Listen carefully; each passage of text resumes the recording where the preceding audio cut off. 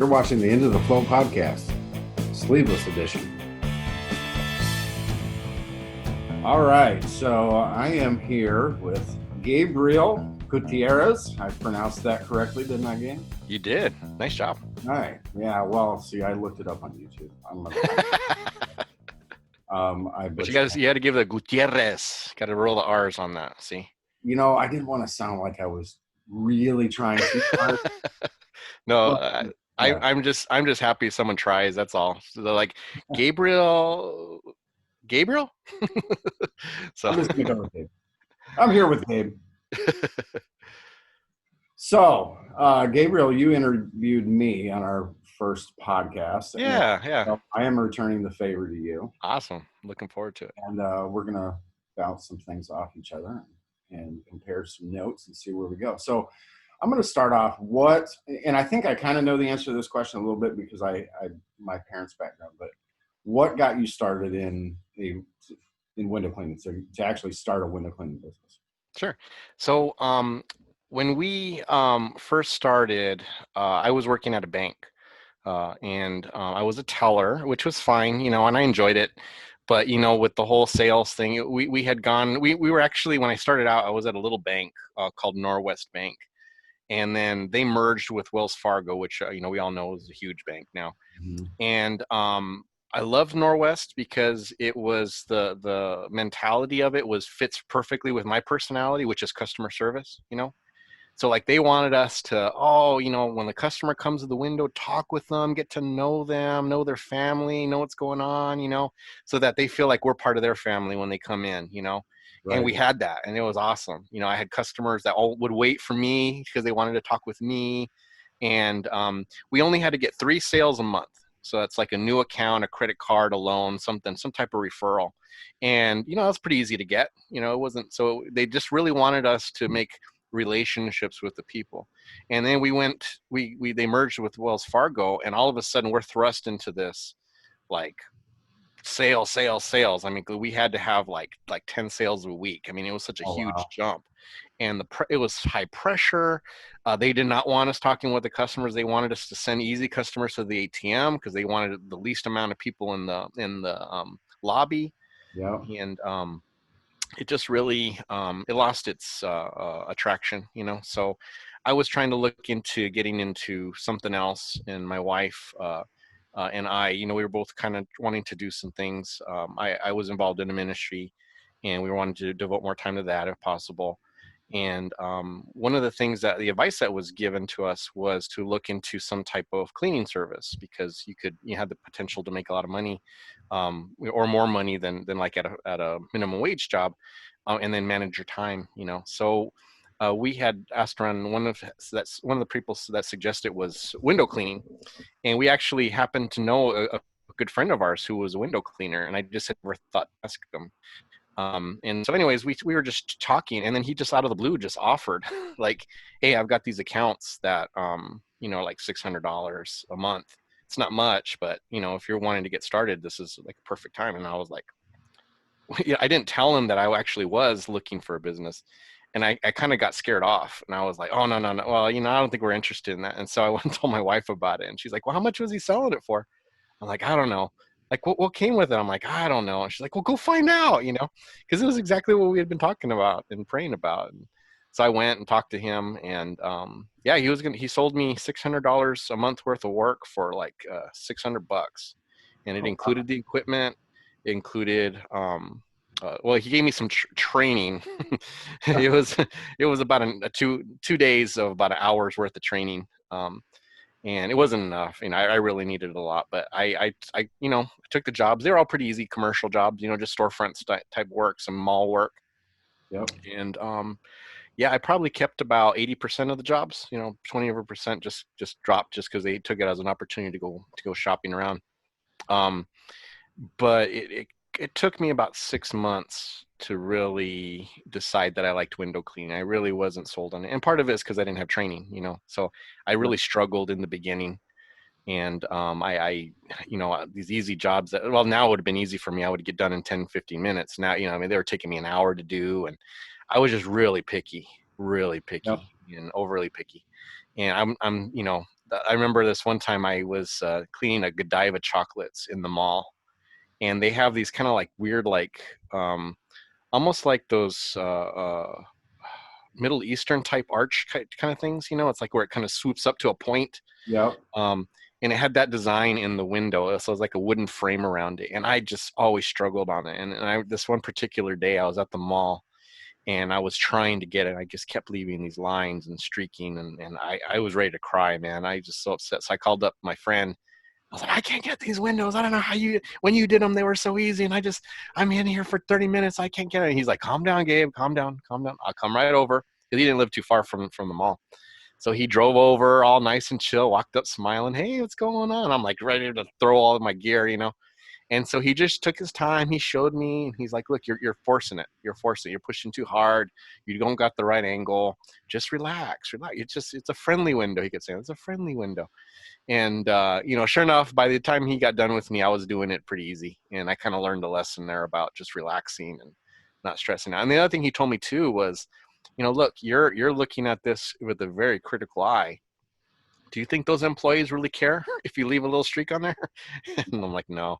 It's like, no, they don't care. They just know you're here, and then you're going to be gone. That's all they know.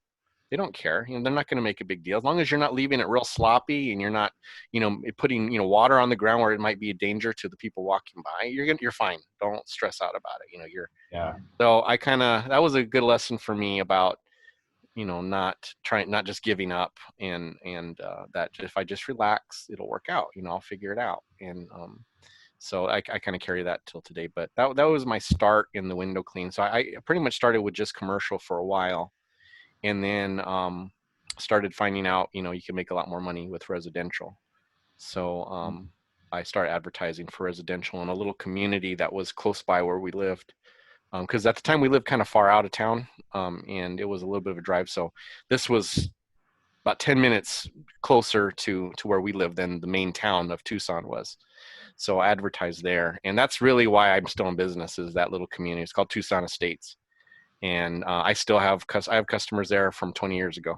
Oh, that's awesome. Yeah, and that's my little community. I feel like I'm a part of it, even though I've never lived in there, because so many people took care of me, and just kept using me, even though I did terrible jobs on their windows. But they just liked me, and they let me practice on them and until I got good, and we didn't have Facebook groups like what we have with ITF, and we didn't have YouTube videos to teach us. I just learned everything the hard way, every single thing the hard way. So many people, I'm like, if I had all of this resource at my fingertips when I was first starting out, because I was the same way. Now, I had grown up doing it somewhat, but when I first got out onto my own, it was a lot harder than it was when I was just wetting windows for my dad and trying to make it on my own.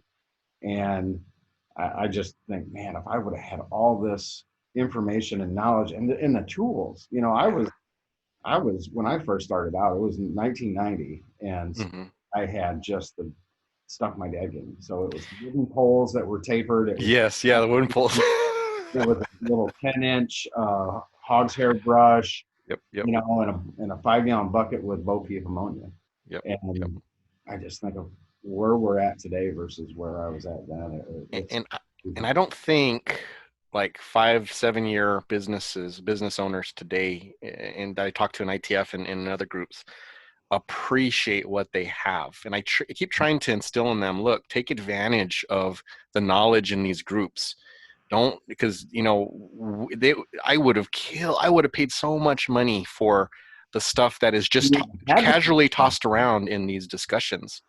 The knowledge the time that's saved, and some of these newer guys, they kind of just come in like, oh, okay, that's interesting. Maybe I'll try me out. I'm like, no, you got to try this. You don't understand how long it took me to learn this, and you try to impress on them that this knowledge is so valuable, and it can save them so much trouble, so much money, so much time, energy. That's what I always tell everybody when I'm giving them advice.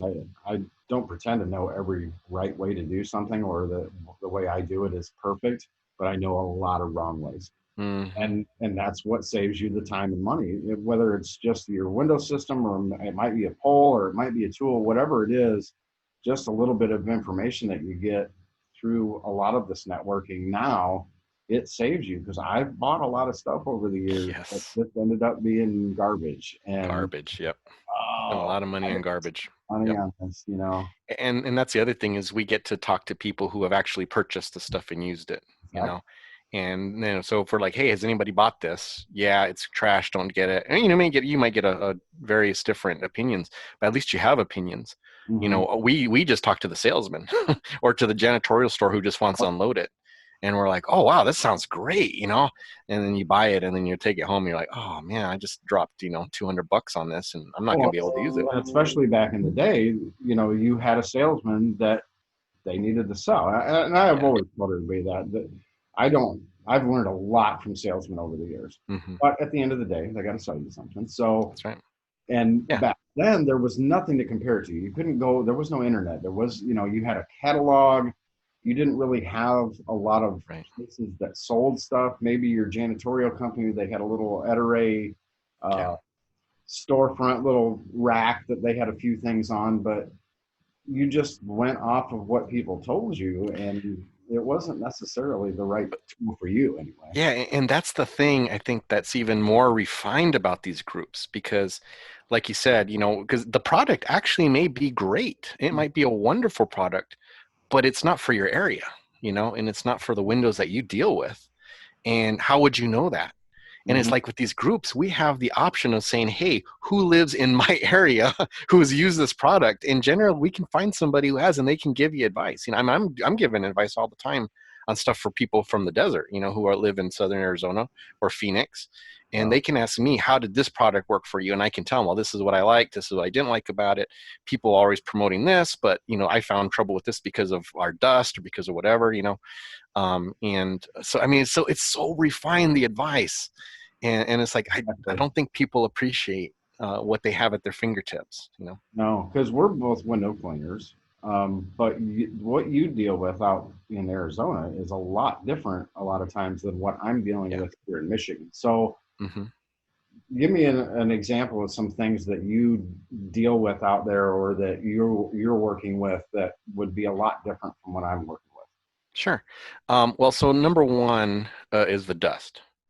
So all the windows have dust. And I think that's, because I'll see people and they'll like advertise, well, they're all water fed. And I don't have any, I use water fed. I enjoy, I think it's a great tool. I have it, I use it for many jobs, but because we have so much dust, what that means is that everything on the floor is going to be mud. So if Uh-huh. I've got a single story house, it doesn't make sense for me to go around with my water fed pole because then I'm going to have to wash all of their concrete and sidewalks because it's going to be all muddy, and I can't leave it like that. Yep. So it doesn't always make sense on every job to use water fed like some people do. Mhm. So we're definitely in Arizona, we're more trad, and there are some water fed people down here. I have a good friend of mine who is streakless windows coincidentally, and he's pretty much all water fed, but he also does a lot more commercial than I do, and I do use my water fed on commercial more often because they're nice thick frames and the Yep. glass is it's a lot easier to work with it. You're not dealing with thin tracks, you're not dealing with weird angles on the glass where the screen goes in, that type of thing. So he's definitely all water fed, and he in fact he struggles with. We've worked on jobs together. He struggles with the trad, when it comes into that, and so he likes doing just exterior onlys. That's his. He does do interiors, but he doesn't like them because he's not comfortable with the squeegee. Sure. So he loves it when I work with him because I can do all the trad stuff, and he doesn't have to worry about that. Yep. Yep. Um, but so what that also does is that means that to be in Arizona, you really have to be good with the pole. And you have, I on my Instagram, I put a lot of videos, and I do it because I think the art of using the pole with the squeegee is lost. And the ones who are really good at it are usually the 10-year guys, the ones who have been doing it pre YouTube, pre internet. And it's because we just had to, Sure. we had to figure it out. And the guy who taught me was awesome, and he was tall. I mean, he was like 6'2", so he didn't need a lot. He could, where I would need a step stool, he could usually just do it. He could also fan with the 3 foot. He had one of those 3 foot Sorbo, thick channel, and he Yep. would fan with that. I mean, he Wow. was really good. But he taught me how to pull, and he just is like, no, look, man, this is your tool.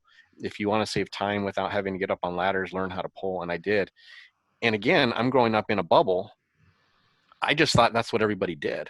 Uh-huh. And then when we started, kind of again with the groups and with my social media, and I start to find out a lot of people they never learned how to fan, or at least they know how to fan, but they're not good at it. And so I've kind of made it my mission to teach the young guys how to fan, to show them that it's not appropriate in all situations, but in some, it is just so much better to use your pole or to fan on a regular window. When I see still people doing straight pulls, again, nothing wrong with straight pulls. They're great, and some people get real fast on them. But then when they see me fanning on it, they can just see how much time is saved. But anyways, it's just I'm trying to make sure that the old school thinking still is injected in the new, not rejecting any of the new stuff, but just making sure Right. the art's not lost, because it is Well, a time saver. yeah, and, obviously, we see a lot of that in different groups. Obviously, that there's all waterfed guys or all trad guys, and if you use a waterfed pole, you're not a real window cleaner. Right. Yeah. You don't own one, you're dumb. It's like anything else. Or a mechanic has a toolbox that is Exactly. full of all these tools, and some he uses every day, some Hmm. he uses once a week, some once a year. But Hmm.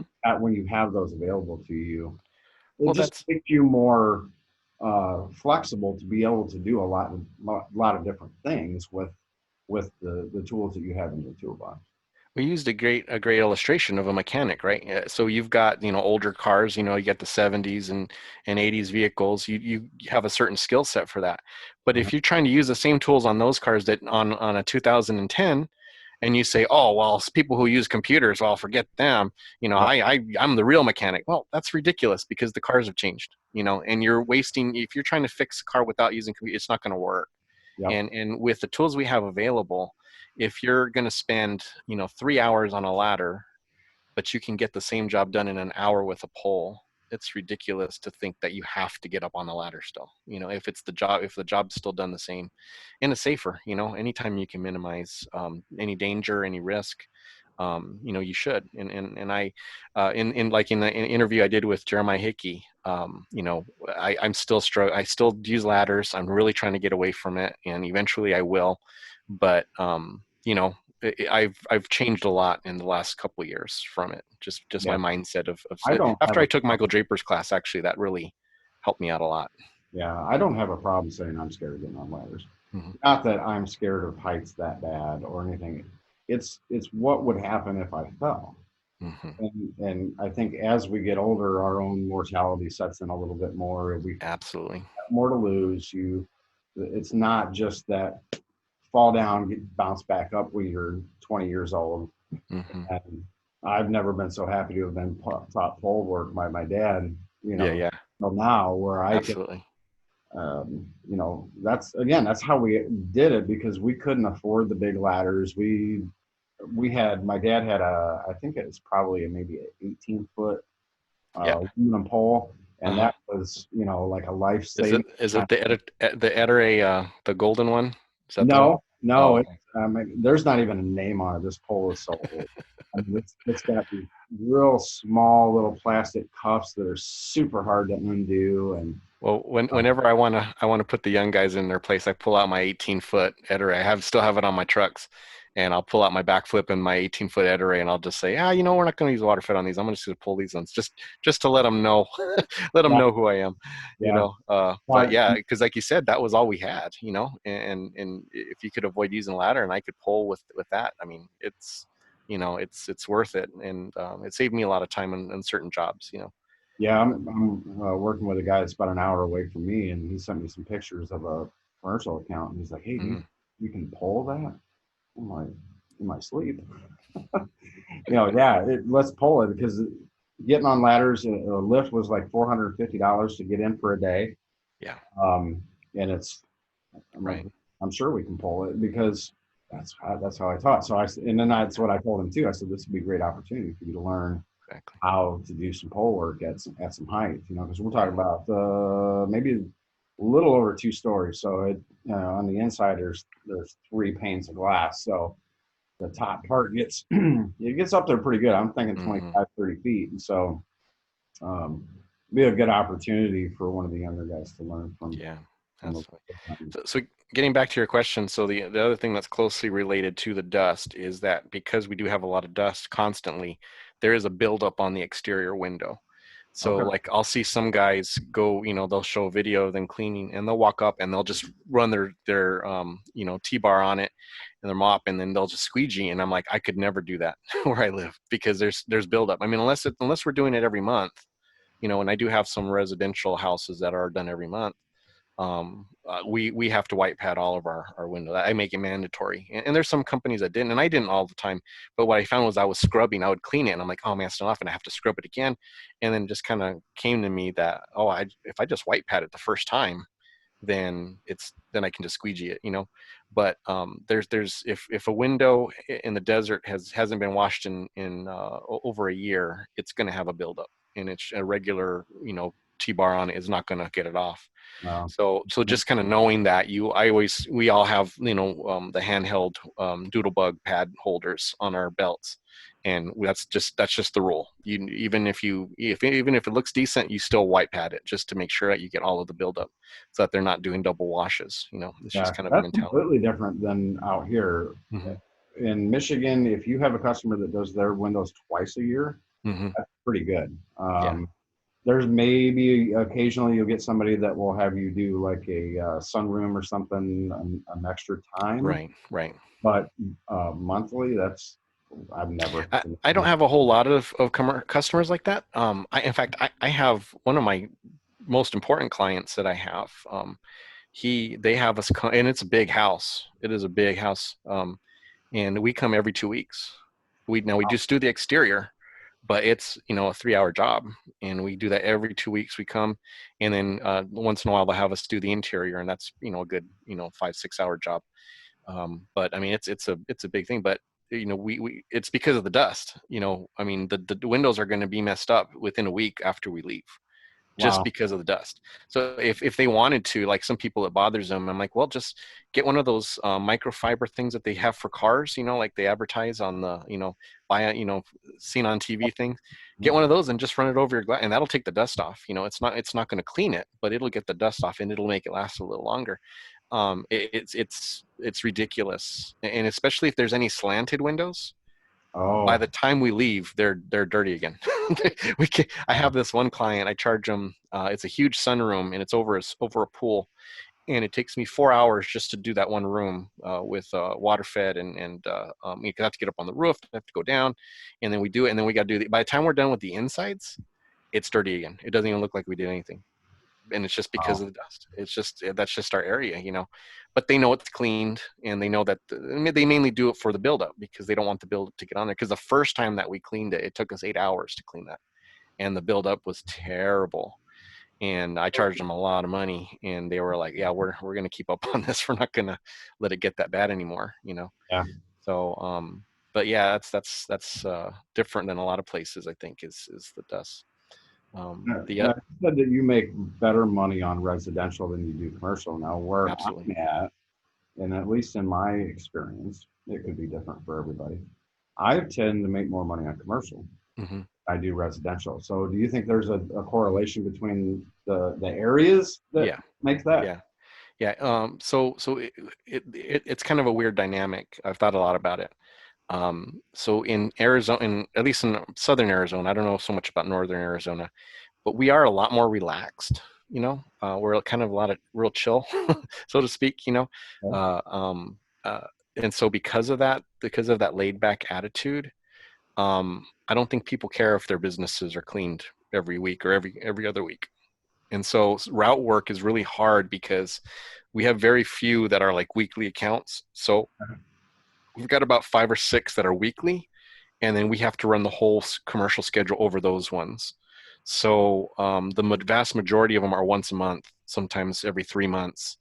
And so because that they don't have it done as often, the desire to get them is greater. People want the regular work. So all the little companies, the one man guys, they want those, and they like just dirt cheap. So we really try hard to only take the commercial jobs that pay what we want. And generally they're people who have been sick of the small guys, who don't show up, who don't send their invoices or don't want to do invoices. They want to get cash right there. Yep. Who just, they just have a lot of hassle. So they're paying for convenience with us. They're paying with us because they know they're going to get that invoice at the end of the month. We're going to show up when we say we're going to show up.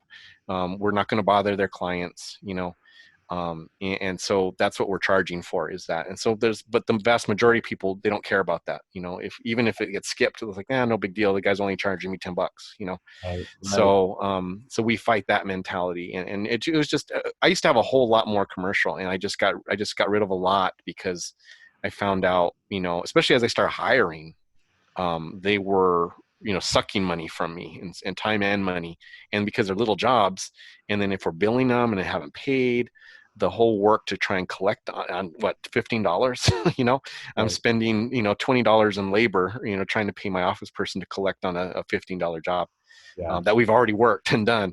So we got a lot more selective in our commercial. And then we also really worked on making sure we got commercial in the same area so that our route work could be tighter and more efficient. That's really the only way that route work could work for someone like me who has employees. Sure. Because I just really have to be efficient. Otherwise, it's just not even worth doing it, because the profit Yeah. margins are so small. Yeah. You really almost need a dedicated person for that. Yeah, And and we do. Yeah, we not have. keep them busy with just doing route work, and then have somebody that's real proficient at that type of. Exactly. It's a little bit different, Yeah. Again, like you were talking about in the beginning, where you were picky about what you were doing. Well, you can't Yeah. be picky on route work. Yeah. and, You and and we yeah we kind of view our commercial side as like our minor leagues. So if we hire a new guy, they're going to spend the first 2 months with the commercial guy, and gotcha. they're going to kind of have that, so he'll do the majority of the work, but they'll put him on a couple windows and say, okay, practice your fanning here. He'll practice, go to the next job. Okay, you're going to work on poles here, pull these 3 windows over and over again until you get it, and then he'll finish cleaning.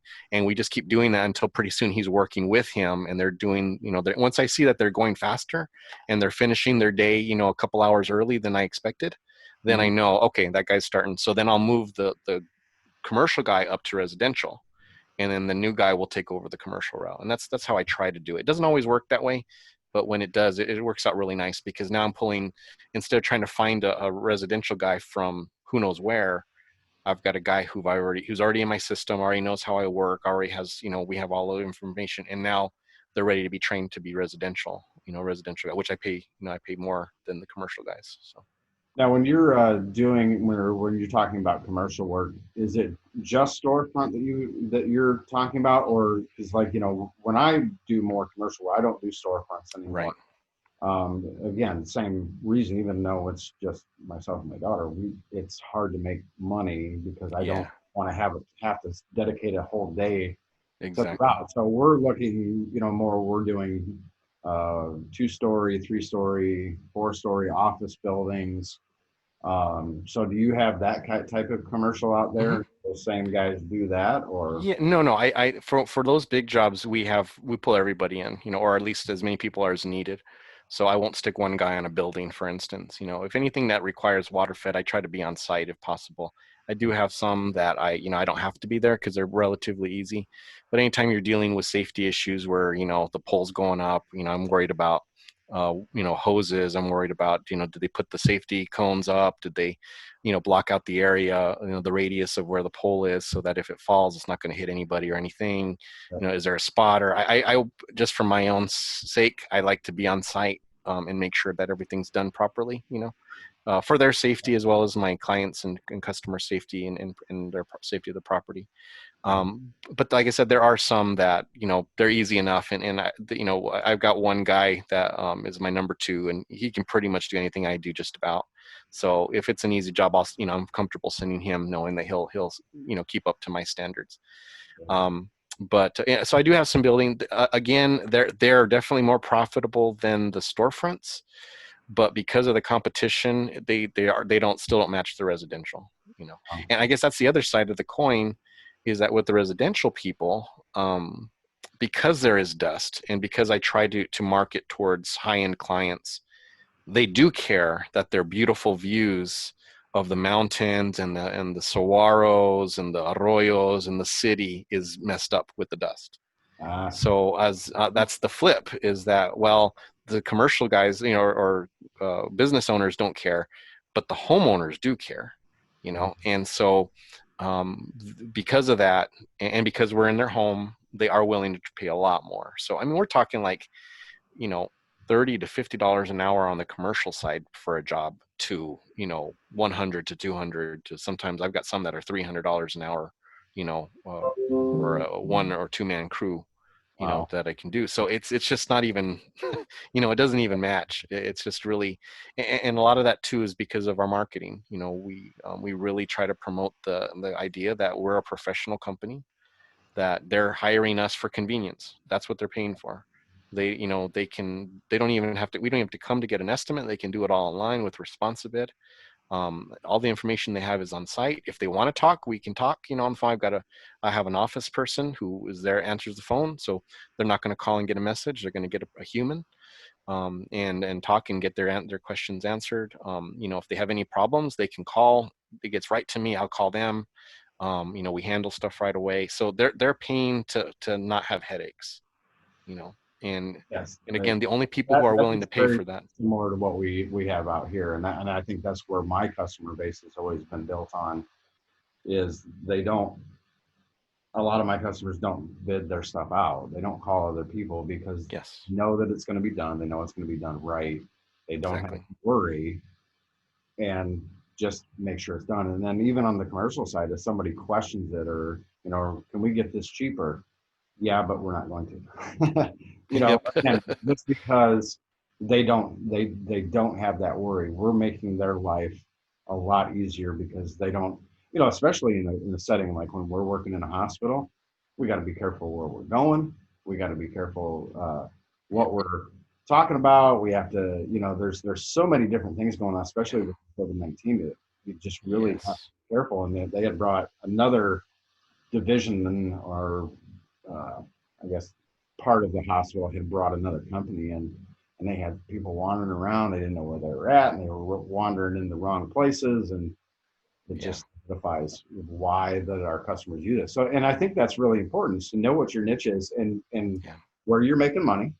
I don't think as many people job costs as they should, to Hmm. be able to know, like you said, okay, I'm making 50 to 60 an hour here. I'm making on average 100 to 150 an hour here. This is where I need to then Yeah. focus my marketing, because you can do this stuff all day long, but you're making Yep. more money over here, and Yep. and that you need to be profitable. And so let's talk about a little bit about your motivation. That's all, it's all money, right? That's why you got to get rich. Yeah. No, one of the things when I started my business was I wanted to make sure that I was doing it for the right reasons, and the right reasons for me speaking. Mhm. And one of the things that I really, I wanted it to support my family. That was number one, to that it made enough to, provide.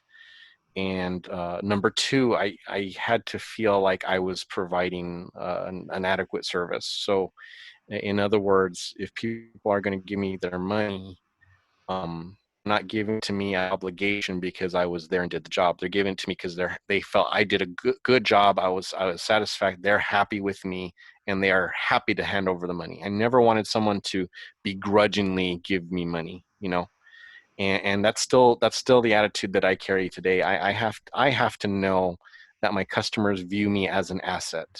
You know that Absolutely. I'm just not a service that they can this week call me and the next week call Joe Blow, or Partnership, Bucket Bob. that you're working together. It's not, like you said, Yes. that's a service. Yeah.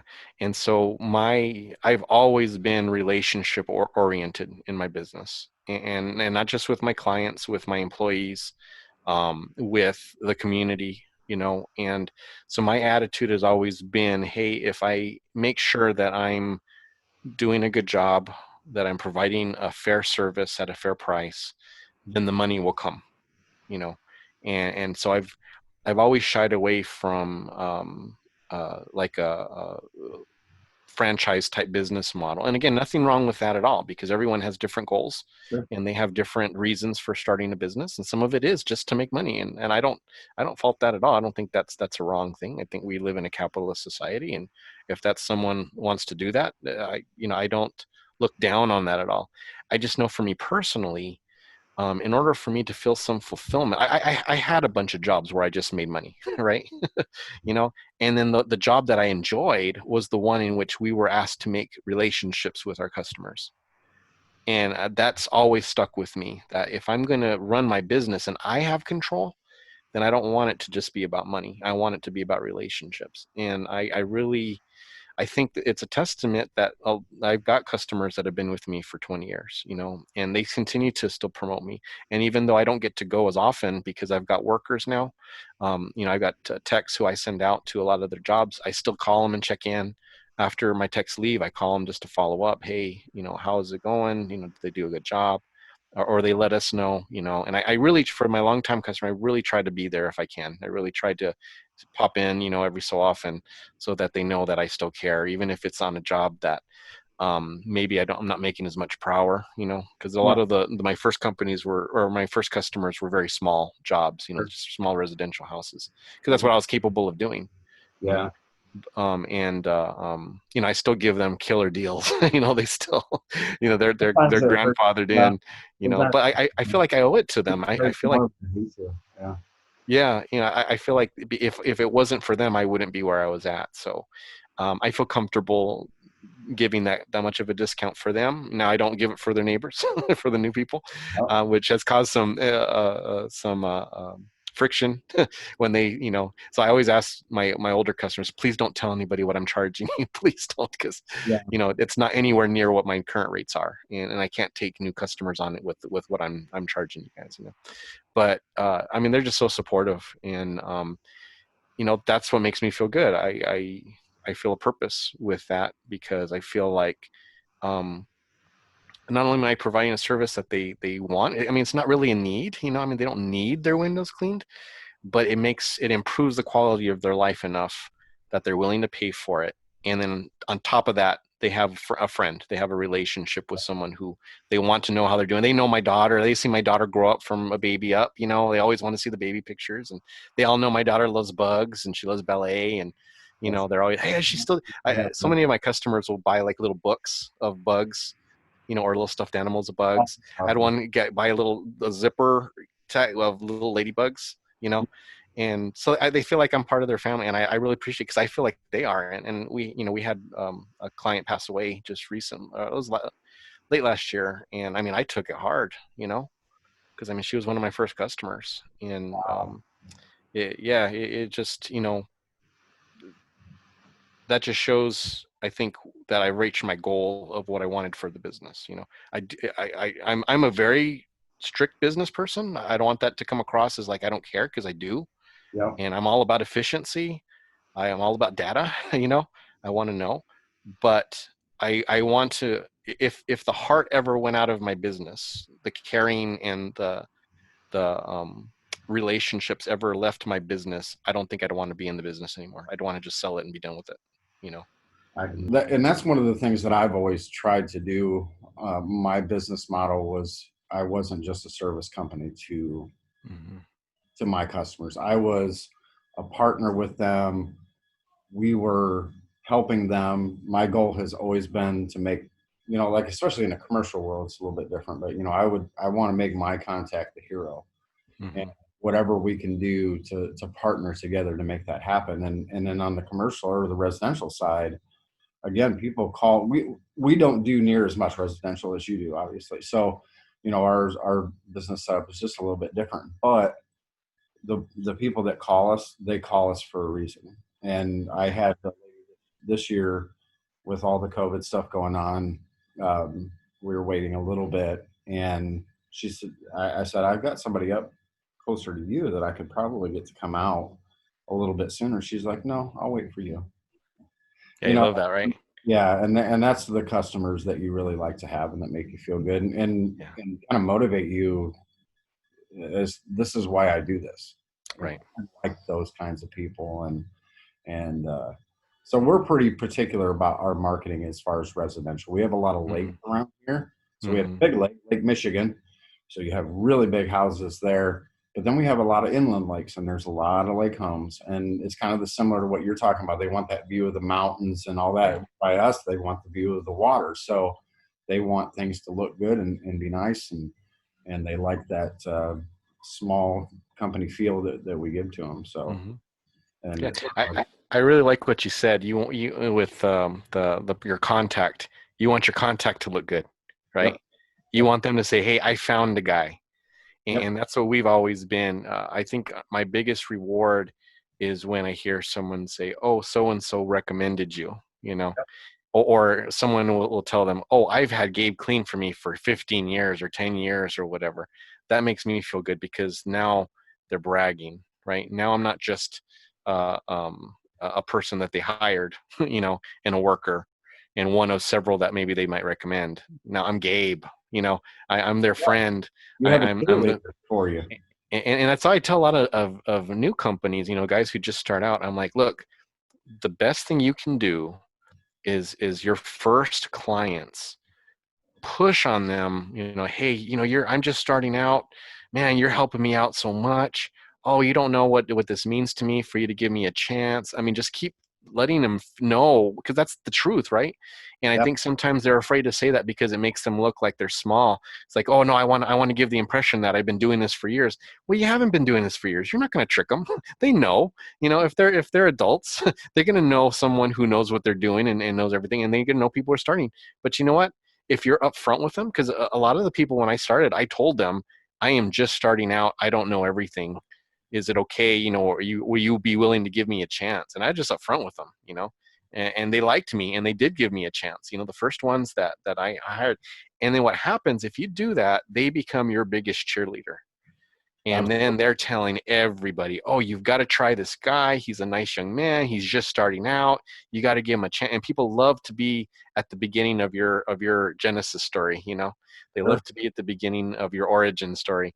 Yep, And best so advertising that you can get that doesn't really cost anything. it Now, doesn't one cost thing that anything. I see a lot is when people ask the questions about what's the best advertising, and people are like word of mouth, word of mouth, word of mouth, which is true, Yes. and that's great. But Yes. you can't just expect to start out and just have all this word of mouth. Exactly.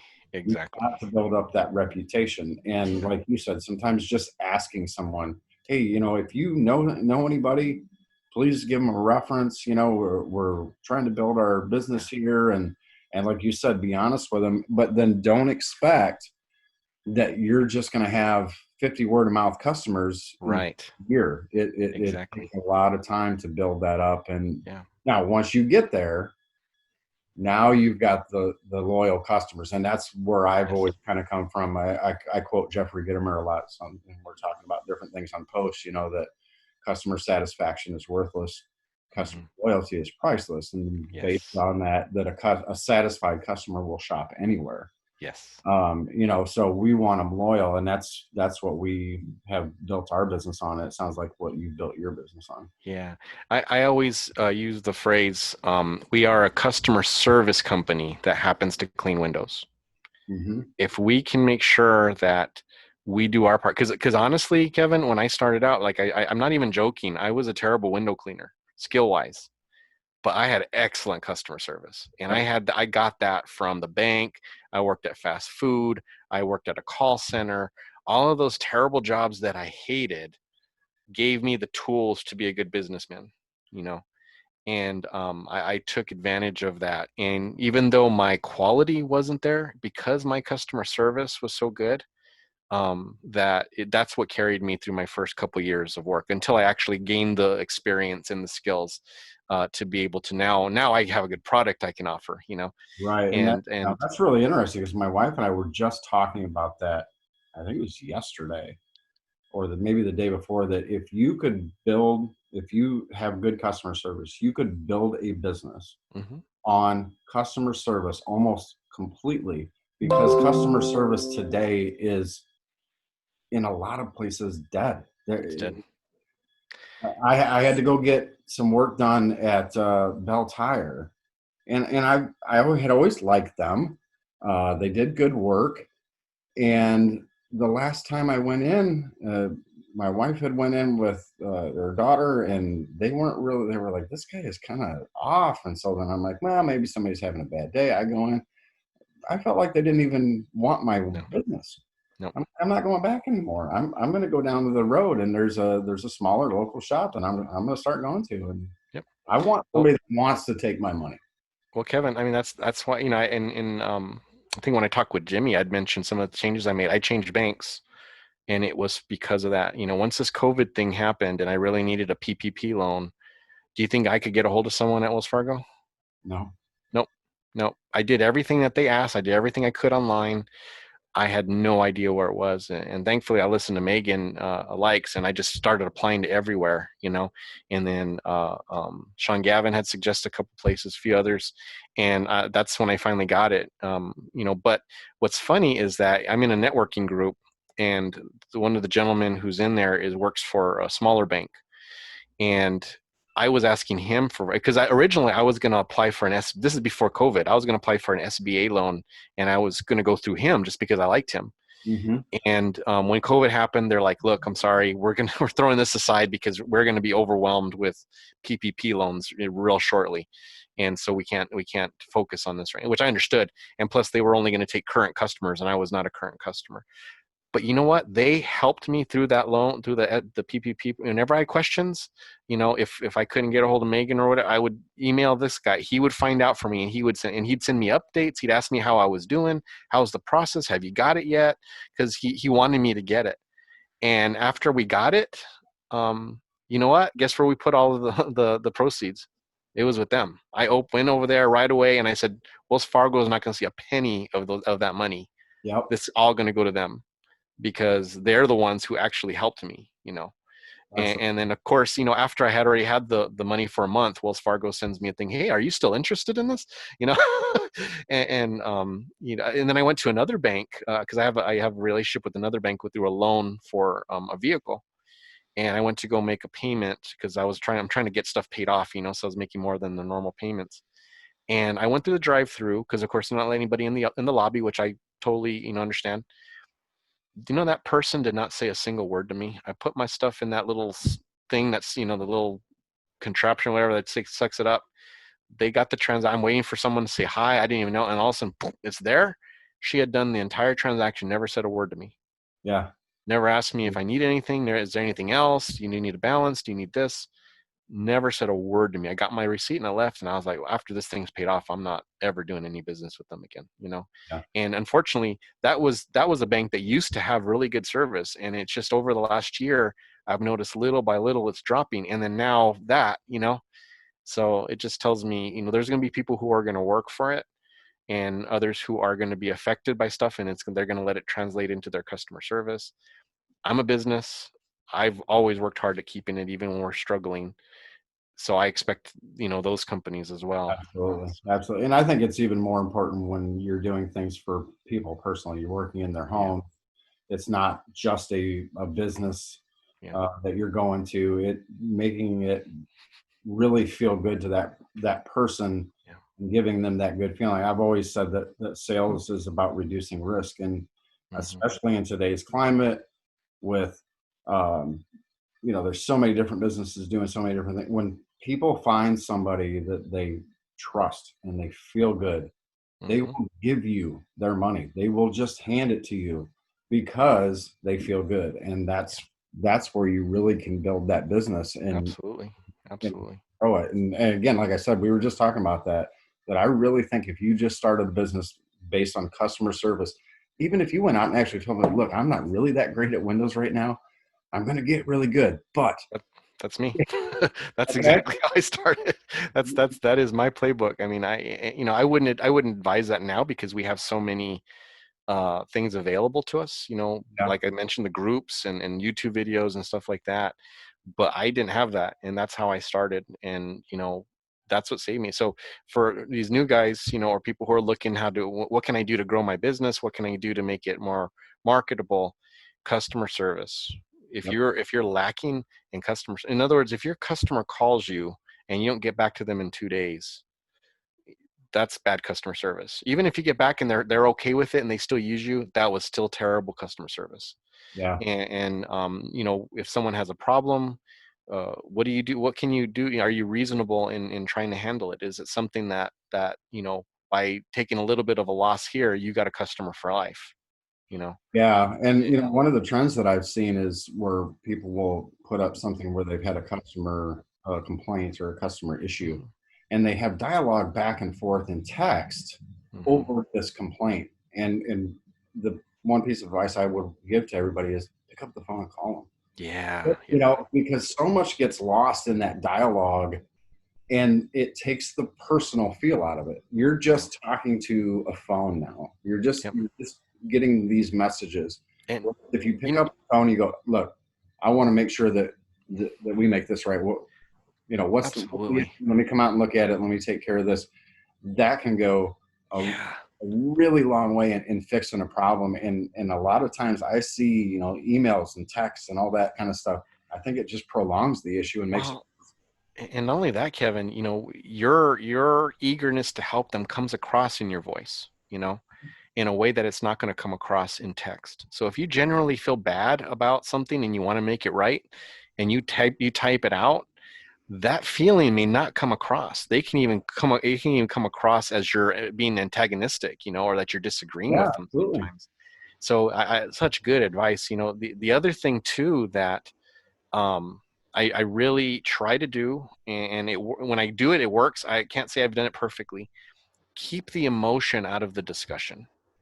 If someone tells you you did a terrible job and you guys did this and you left streaks and you didn't do that, don't let it come across. When they call you up or you talk to them, say, hey, oh, I'm sorry. I'm sorry you had that experience. Man, that's terrible. You know what? We're gonna do what we can to make it right. Tell me again, what's the problem? Oh, well, they're streaking on all these windows. And right away I'm like, it's a broken seal. Yeah. And of course now, but again, it was our fault, whether it was me or a tech. We did not tell the customer on the spot you have a broken seal. So regardless if it was a broken seal and it's not our fault, we did not notify the customer. So that was our fault. Yep. We did not adequately communicate. So now I've got to drive over to the house, look at the window, explain to them what's happening. 99% of the time, that's what it is. But once in a while, we do mess up. We do have a window that they skipped or, whatever. And then we just make it right. And don't take it personally. Don't take it as an affront on your pride or affront on your how many years you've been cleaning windows. Oh, I've been doing 20 years. There's no way I could leave streaks. Well, yeah, actually, I leave streaks. I usually touch them up. I catch them, before I leave. But hey, once in a while, I may get a phone call before I do my final walkthrough. I may be in the middle of something of my route, and then I get distracted. The customer talks to me, and then it messes me up. Things happen. And Yeah. to act as if you're perfect and you never make any mistakes, the customer is going to see right through that. And now you're in an antagonistic situation. Whereas if you would just acknowledge, hey, you know what? It is possible I can make a mistake. Hey, Hmm. you're saying I made a mistake? Let's look at it. Let's investigate together. Make this right. We're going to both look at this. This is a problem. We're going to solve it together. And if it's something that's my fault, I'm going to fix it. If it's something I can't do anything about, I'm going to make sure you understand why we can't do anything about it, and that you're comfortable with us leaving it the way it is. Yeah. The last And thing you want to do is tell a customer something that makes them feel as though their problem is unimportant to you. yes. If you come back and say, "Well, I've never had that problem anywhere else, or my other customers have never said anything like that." Well, then you're taking it all out of the personal feeling for them. Like, oh, so you're telling me that I'm stupid, or you're telling me Yeah. that I'm wrong? Well, wait a minute, but I see something. I'm not happy with something, and like you said, validating that feeling to the customer. Say, oh, that's Yeah. horrible. I'm going to come out and look at it. I want to make sure that we make this right, whatever we have to do. And then whatever that takes, again, that's where you get the loyal customers. Yeah. I go back to a study that Marriott did a number of years ago where they put their customers into three categories. Stayed, had no problems. Stayed, had problems, but they were fixed to the customer satisfaction, and stayed, had problems, and they weren't fixed to the customer satisfaction. And then they charted out the return rates for all three of those groups, and the highest rate of return, Yep. the biggest loyalty, was in that middle group. Yep. It wasn't Absolutely. that you had to be perfect; it was just fixing the problem to make the Yeah. customer feel good. Yeah. Absolutely. Yep. Yep. Yep. So 100%. And that, but you know why? It's because it shows you care. And that's, it's something I'm always telling my techs, especially when they do something that, was avoidable. And I'm talking to them like, look, I just need you guys to care. And they're like, Gabe, we care about our jobs. We care about, I'm like, no, no, no. I know you care about keeping your job. That's not what I'm asking you to care about. I'm asking you to care about something enough to think about it twice, you know, because so many window cleaners, they think of the action of cleaning as the job. So I've run my squeegee over this. That means I've done the job, and then they walk away from it. No, the job is the customer happy with that window? Did you really clean that window? Because if you did the action and it really does not result in a true clean window, then you're not done. That's caring, making sure that you care that whatever service you offered, it's according to what you promised the customer they would have. you know Yeah, and then making sure that the customer's perception yes. and their expectations and your service match. And And I that's the think we other. should go back to talking about, well, if the seal is broken, I need to make sure that I communicate that to the customer Yes, so that their exactly. expectation and my service, now they come together and they match. Yep, Whereas their managing sure, my expectations. service was here, even though it wasn't my fault, like you said, you didn't communicate that, and now the customer's unhappy, and it just ends up costing you more time. So that's Yeah. another way that I've seen that if you can make sure that those expectations come in and service comes together, and then address any concerns that a customer has, it goes so far Hmm. in having more Yeah. customers. Yeah, and again, I don't want this conversation to make it sound like I don't have any bad reviews, because I do have a couple bad ones on there, or haven't had some relationships that have gone south because of something we did, or maybe a bad decision that we made, or whatnot. That happens. I mean, we're all imperfect, and I don't think any of us can shoot for perfection. But Yeah, again, do we care? And again, that goes back to my philosophy, because if it's just about money, you're not going to want to spend the extra time to make sure your customer's happy. You're just going to view them as, oh, well, we lost them. Okay, on to the next customer. You yeah, know? because you're looking at oh, we've been here 2 hours, and I'm only making this much on the job, and Yes, I got to get out of here. Well, exactly, that's when things start having, exactly. having issues. And that snowballs, and that's what I don't think people understand. They just view this person as one customer that they lost. When a couple things: one, they're going to tell all their friends about their bad experience, right? So you've lost all of those customers. Number two, this could be the first syndrome of a larger problem of you not doing what you're supposed to do as a business owner and as a window cleaner, and you're getting sloppy. And that's why the customer was. So rather than being proud and saying, oh, well, that's the customer, they're just acting ridiculous, you have to kind of self analyze and say, okay, am I doing something that's getting these customers upset? Am I doing something that I need to improve? Because if you don't address it, then it's the longer you carry on that bad habit or that tendency or whatever it is, it's going to affect your business down the road. And a lot of window cleaners I know who've been in business for 5, 10 years, they're in that perpetual loop of, I've always got to get new customers. I've Yeah, always got to get new ones. And I had this one guy who had a business in an area close to mine, and he was selling these packages. But what would happen, and the business model was fine. It made sense. But what would happen is that when he got low on money, he would start throwing out these buy one get one free deals, and he would start, we're going to throw in these extra 2 cleanings if you buy a 4 cleaning package, and he get himself in a hole. mhm, But it's why? Because the customers weren't happy. They yeah, weren't calling them back to renew, and he had to get new customers to fill that spot. yeah, And why? Because he had terrible customer service. He had really bad customer.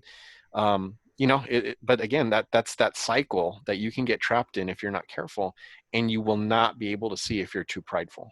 If you got too much pride and you're not willing to look at yourself honestly and make the adjustments, those are the problems. It's going to affect your business. yeah. And I have to say that over the years, I've learned the most from the pickiest and most demanding customers, Yeah. because they force you to take a look at something from a different standpoint. Where Yes. again, you Yes. think, "Hey, I got this down. I'm doing this perfect," Mm-hmm. and then you get a customer that questions you, and at first you're like, "Well, wait a minute," but then Mm-hmm. if you really sit back and look at, okay, explain what you see, and then you get their complaint, or you get the information from them. You sit back and you look at it and you go, Yeah. I think I Uh, might need to change something here a little bit, because I yeah. can kind of see where this would be an issue. And that's where that the business, like I said, that's where I've learned the most is from those picky customers, the demanding people that demand more of you. That's where you're going to grow in not just in the business, but personally in your ability to give good customer service and to deal with customers. You're just going to continually grow when you have demanding customers like that. Oh, you're so right, Kevin. Again, that goes to not being too prideful, right? Because Absolutely. whether let's say someone is like the worst customer and they're picky and they're unreasonable and you're trying to do your best to help them and you just cannot make them happy. Out of all the garbage that may be in there, there's going to be some bit of information that you can actually use. Yep. And if you're prideful, you've just disregarded everything that they've said, and you said, you know what, this person's, they're bad, they're terrible. I'm glad I'm rid of them. But if you can just be a little humble and listen to what they say, and then filter out the stuff that is, unreasonable, but find the little bit that actually can add value to your business, and you take that, that's going to be so beneficial. I'll just give you one for instance of one. Because in Arizona we don't really have wood floors, so we don't really deal with wood floors at all. I mean, there's some obviously, but majority is tile because we have so much dirt. You want something that's easy to take care of. We have carpet here. We really don't like your whole house carpeted because dirt and rocks are going to get in there. You're going to be vacuuming all the time. So a lot of people have tile, and that's what I really grew up or started when I started my business having. But then as I started getting the higher end customers, they would have wood floors. And at the beginning, I wasn't using drop cloths on the wood floors, and no one said anything to me. I probably did it for a couple of years. And then I had this one really picky customer, and she was very, very uppity, just I was the help, one Yep. of those people, and just really looked down on me and just really thought nothing of me. Not friendly, annoyed at everything. I was too noisy. I was, this and that. But she scolded me because I didn't use a drop cloth on her wood floors. Now I just didn't know. Again, I had no YouTube. I had nothing, no knowledge of that. I just didn't know. And I said, I'm sorry. And she's like, why aren't you using drop? Don't you know that water can ruin wood? And I was like, no, I didn't. How could you be a window cleaner? She just totally just went off on me.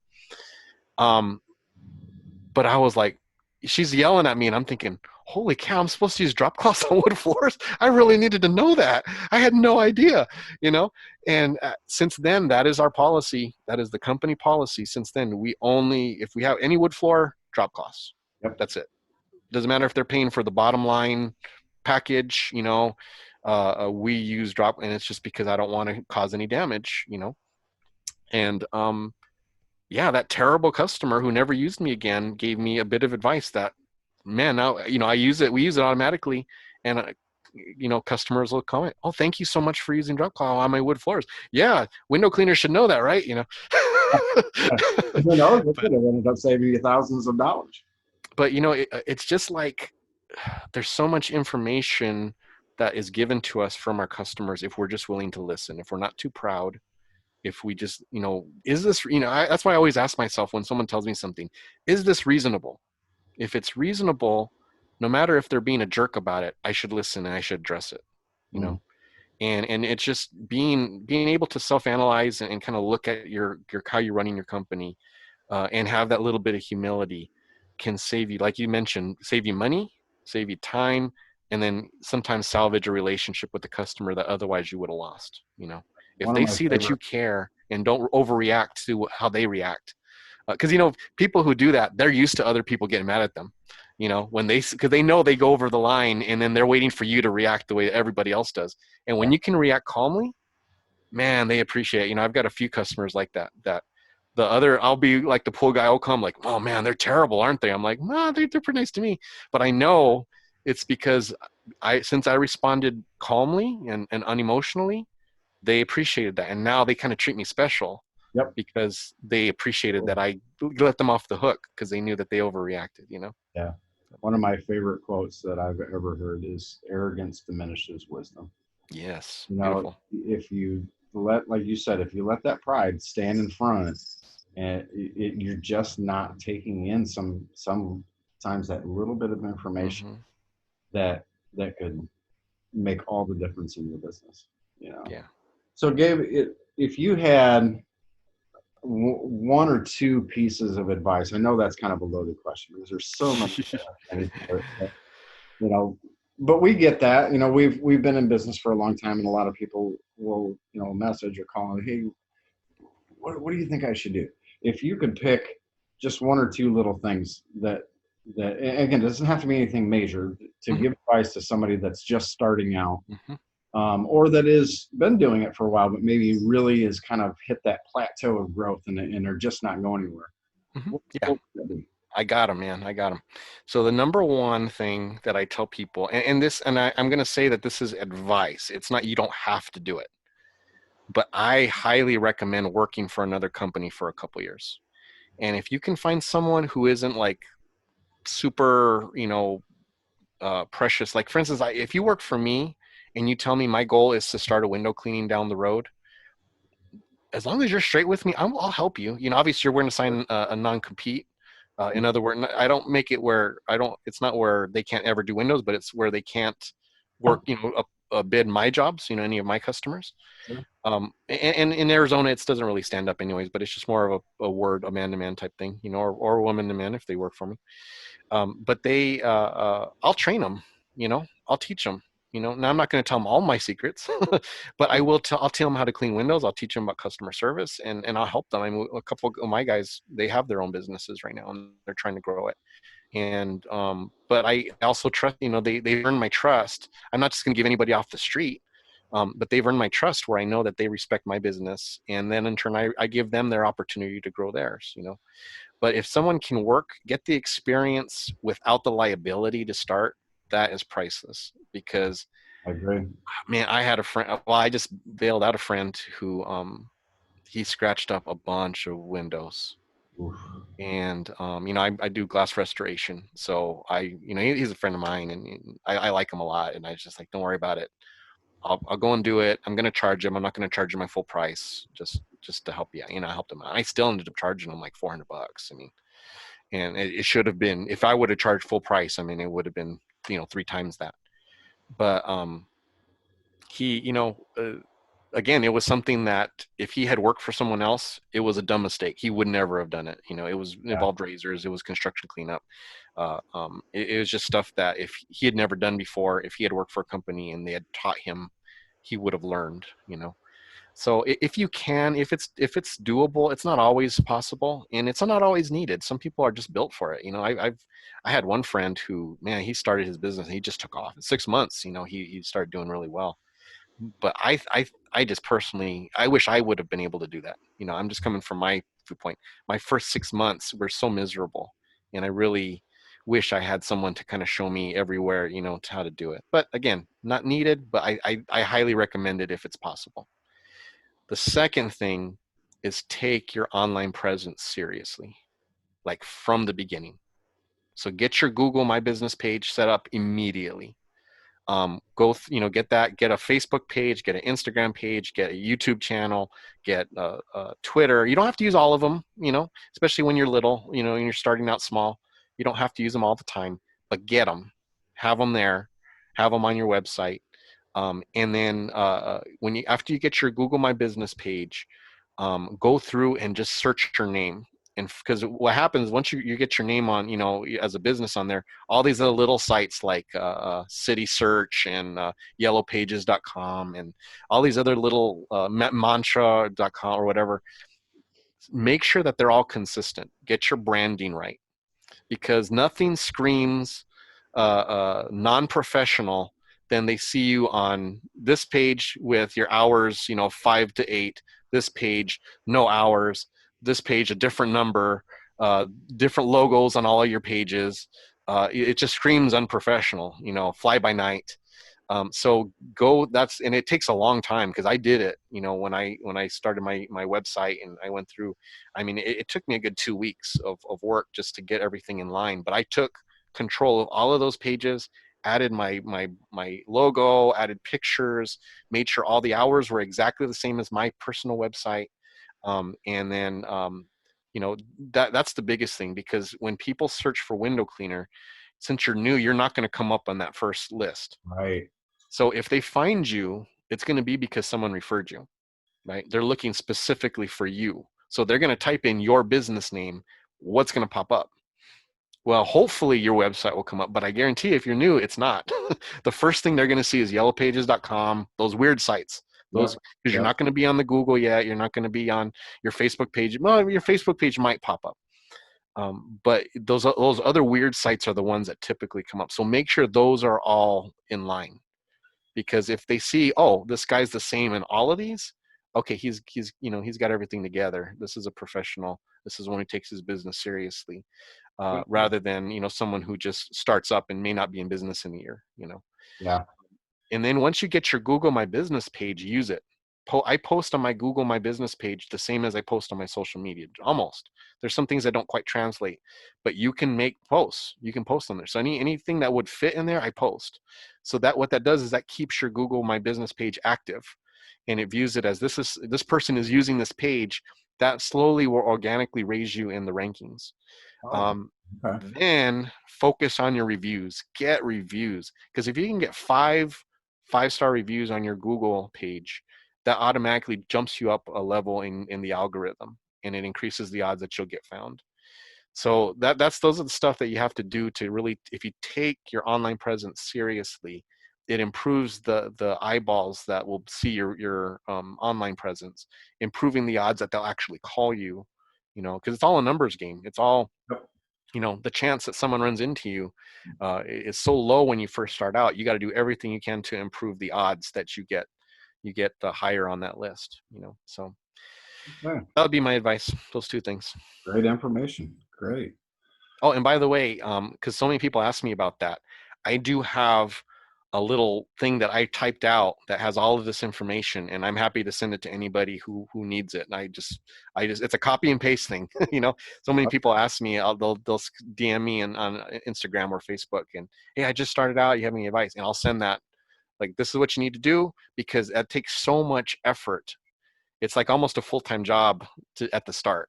Yeah. Yeah. Get your I admittedly, I should probably do a little bit better job with that. We don't rely on that type of business because we're not just booking house after house after house after house. But Yeah, and you have loyal customers already. You have a customer base. See, someone who's starting out does not have a customer base. So you got to start somewhere, and it's going to be from new customers. Where do yeah, new customers look? They look on the internet. So if you don't have those things in line, you've already got a lack of experience against you, and you don't have a customer base to rely on while you're pulling in these new jobs. You've got to take it seriously, and you got to put the effort that you can towards it. good deal. That's great advice. Well, Gabe, I think we covered quite a few things. We gave some people some thoughts and ideas. I know I've learned a couple things. So thanks for your time and a little bit of insight on how the Gabe's Spotless window cleaning operates and how you've got to the point of being successful as you have. Thanks, appreciate it. I'm glad that you picked me. I was kind of surprised when you suggested it, because we're interviewing other people, and when you suggest that, it made me happy. So thanks for looking out for me. Yeah, we chat and talk all the time with the end of the flow admin stuff, but Yeah. sometimes you just forget about who's in your own group, and you're like, Right. no, no, no, no, no. I want to talk to Gabe. So Awesome. good deal. All right, thanks again, and Thank you. yeah, and as usual, anybody's got questions on this stuff, feel free to reach out to Gabe and myself, and Yeah, we'll try to help you out any way we possibly can. we can. All right, thanks Take again. care, man. You too.